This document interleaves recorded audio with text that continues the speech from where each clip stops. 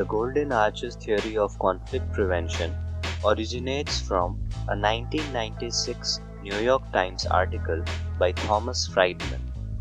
In more familiar terms, it is also referred to as the McDonald's peace theory. As the name goes, MPT states that countries with McDonald's restaurants tend not to fight other countries with McDonald's restaurants. This correlation is justified by the fact that countries having huge amount of trade with each other avoid going to war.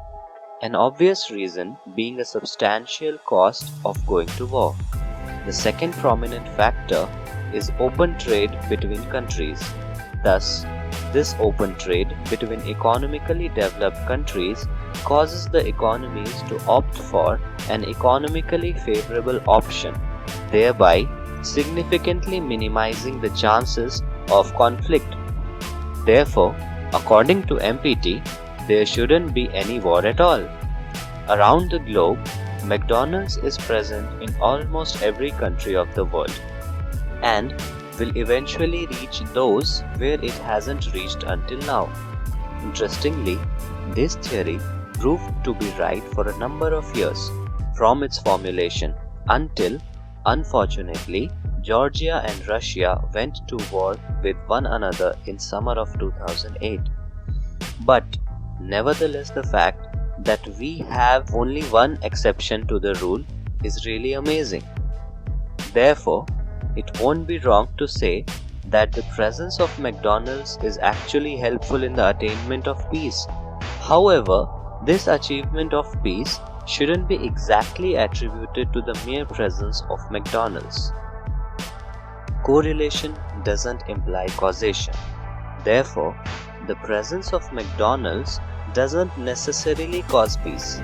Peace is caused by the capitalism that is followed by the presence of these restaurants. Trading with each other promotes gains for developed economies, which in turn prevents them from going to war with each other. Here's a more convincing reason. Trade creates surplus, and splitting that surplus makes everyone better off. However, no such thing happens if the two countries are at war with each other. Therefore, trade creates peace. However, the second face of the coin points towards the problems with the MPT. Increased contact between the two countries due to increased trade may lead to a greater conflict between the two countries. There can be numerous reasons for such a dilemma. The governments in the two countries may have conflicting perspectives, or the type of government may vary. One country may have a democratic government, while the other may have an authoritarian regime. Either of the countries might want to have greater control over the production of goods, or one may desire for a bigger chunk of surplus which the trade generates. In a broader sense, the Golden Arches theory of conflict prevention is a way of explaining how foreign policy and conflict is affected by globalization.